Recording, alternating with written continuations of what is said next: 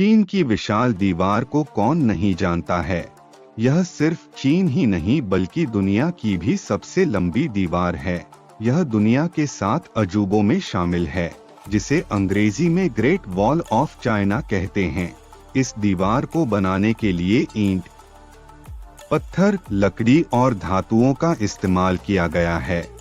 इसी वजह से इसे दुनिया की सबसे पुरानी मिट्टी और पत्थर की बनी दीवार भी कहा जाता है।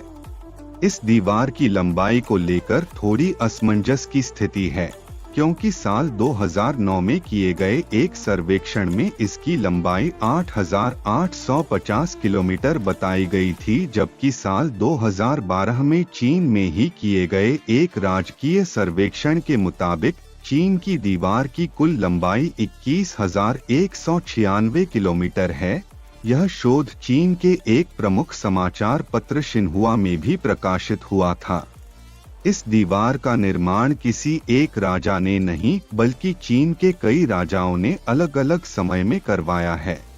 इसे बनाने की शुरुआत 5वीं शताब्दी से हुई थी, जो 16वीं शताब्दी तक चली। इस दीवार की एक और खास बात है कि इसे बनवाने की कल्पना चीन के पहले सम्राट किन शी हुआंग ने की थी, लेकिन उसके सैकड़ों साल बाद इसका निर्माण कार्य आरंभ हुआ था। चीन के लोग इस दीवार को वान ली चैन चेंग के नाम से जानते हैं। कहते हैं कि यह दीवार अंतरिक्ष से भी दिखती है। इस दीवार की अगर चौड़ाई की बात करें तो यह इतनी है कि इस पर एक साथ 5 घोड़े या 10 पैदल सैनिक एक साथ चल सकते हैं।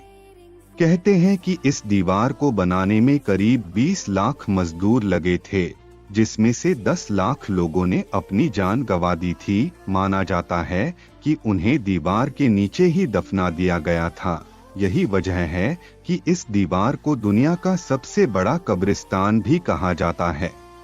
वैसे तो चीन की दीवार को देश की सुरक्षा के लिए बनाया गया था, लेकिन यह हो नहीं सका था। मंगोल शासक चंगेज खान ने वर्ष 1211 में इसे तोड़ दिया था और उसे पार कर चीन पर हमला कर दिया था।